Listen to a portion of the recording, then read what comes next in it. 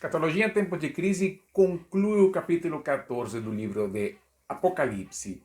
Vamos a ver agora o que a Bíblia chama da ceifa. Quando nós falamos da ceifa, da colheita, então nós sempre imaginamos a imagem de Jesus, é claro, quando fala que a seara é muita e os obreiros são poucos. E na verdade tem a ver um pouco com este texto. Também lembramos da parábola do trigo e do joio. Também tem muito a ver com isso, não é? Mas aqui, claro, quando pensamos na colheita, pensamos em ceifa, pensamos que o tempo do fim chegou. Então vamos ver, porque nós vamos contemplar no trecho do Apocalipse, capítulo 14, que acontecem duas ceifas. Uma que a Bíblia chama certamente de ceifa e outra que chama de vindima. Então nós temos que levar em conta essas duas coisas. Por quê? Porque é uma maneira de vermos dois acontecimentos que são simultâneos e que servem de preparação para o juízo final. Por quê? Porque nós vamos ver a vinda do Senhor e o juízo final, a ressurreição do justo neste texto. Mas vamos por parte. Apocalipse 14, a partir do verso 14 até o verso 16, vai falar o seguinte: Eu olhei, e eis uma nuvem branca, e sentado sobre a nuvem, um semelhante a filho do homem, tendo na cabeça uma coroa de ouro e na mão uma foice afiada.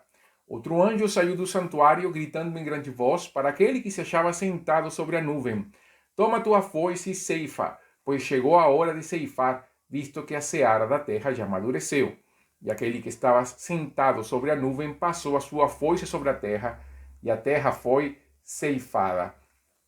É claro que nós sabemos que é o filho do homem, não? Quem vai ceifar. Quando a Bíblia fala que quem estava sentado sobre a nuvem, um semelhante a filho do homem, tendo na cabeça uma coroa de ouro e na mão uma foice afiada. É aí que, é claro, nós pensamos, não? Ele vem nas nuvens, Apocalipse 1,7 vai falar que ele vem nas nuvens e todo olho o verá. Ele tem na sua mão uma foice porque ele é o ceifador. Aí lembramos de 1 Tessalonicenses, capítulo 4, versos 15 ao 17, quando fala que é o Senhor mesmo, com voz de arcanjo, com voz de anjo, com trombeta de Deus, chamará o seu povo. E ali então todos nos encontraremos juntamente com o Senhor. Em Mateus 24, nos versos 30 e 31, a Bíblia fala que aparecerá no céu o sinal do Filho do Homem e todas as nações se lamentarão e verão o Filho do Homem vindo sobre as nuvens com poder e muita glória. E ele enviará, capítulo 24 de Mateus, verso 31, e ele enviará seus anjos com grande clangor de trombeta, os quais reunirão os seus escolhidos dos quatro ventos de uma a outra extremidade dos céus.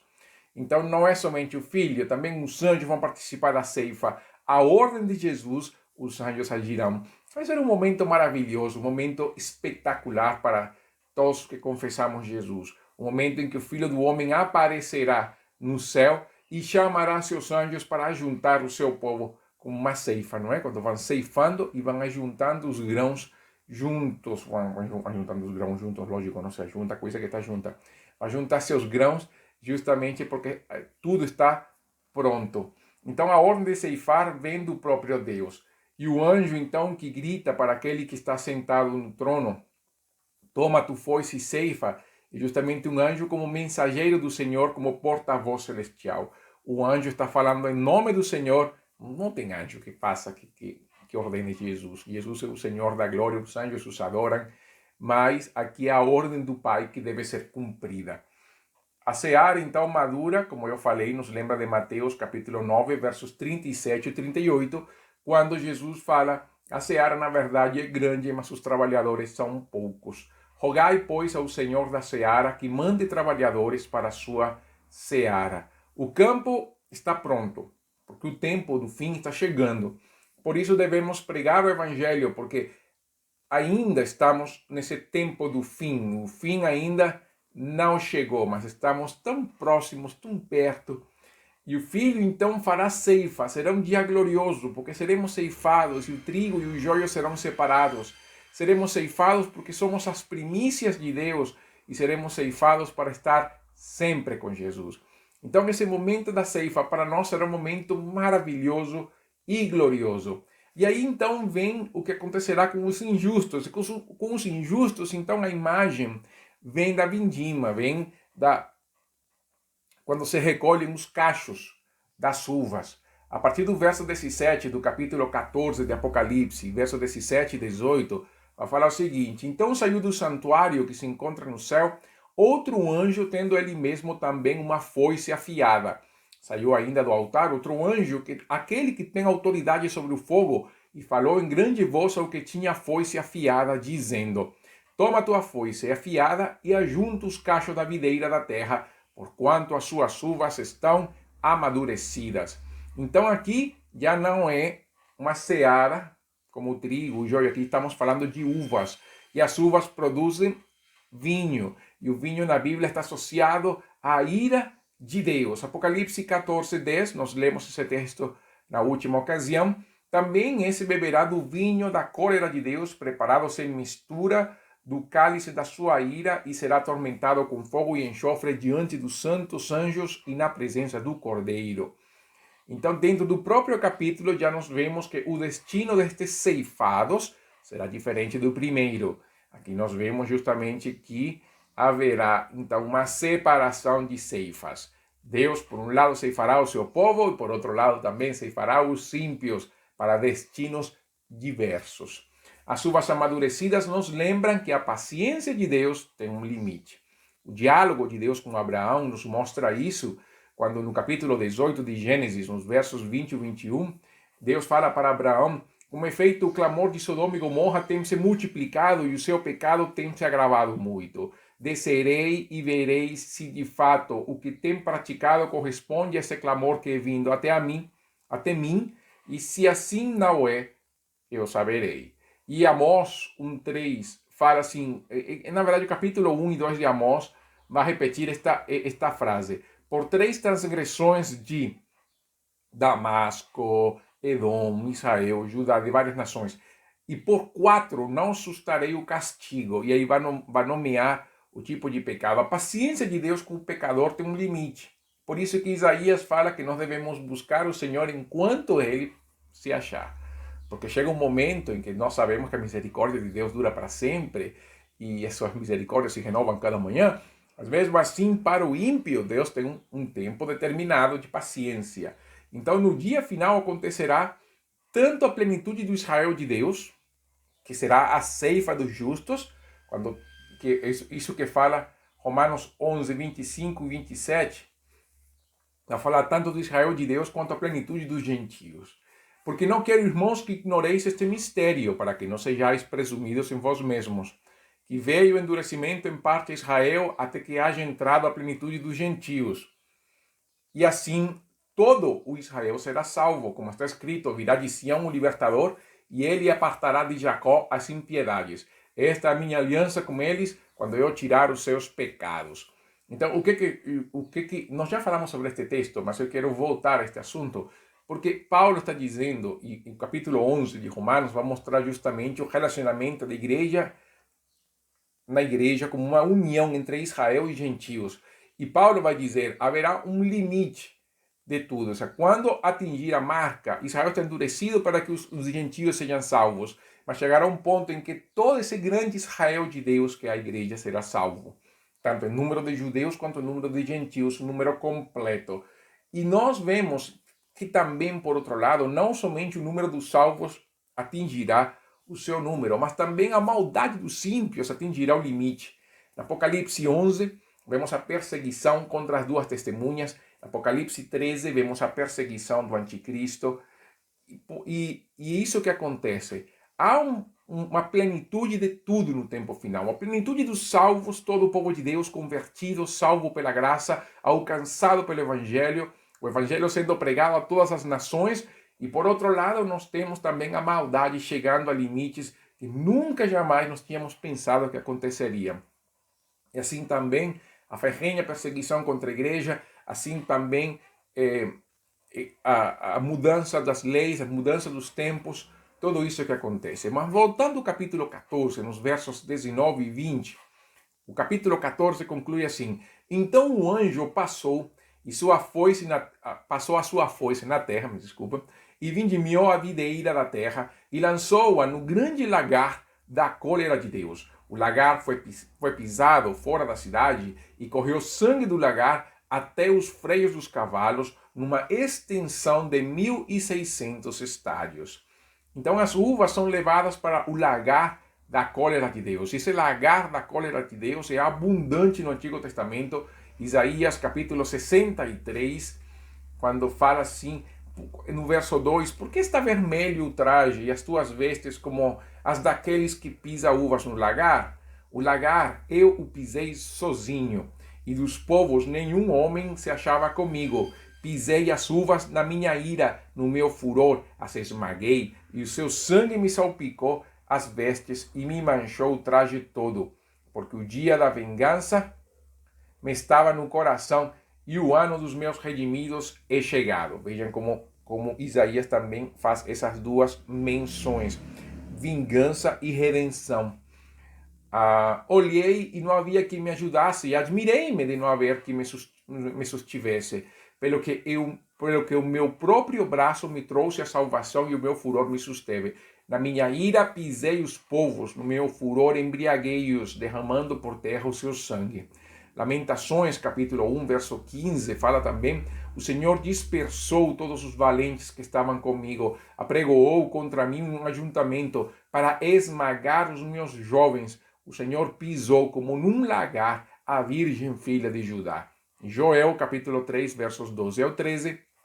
Levantem-se as nações e sigam para o vale de Josafá, porque ali me assentarei para julgar todas as nações ao redor.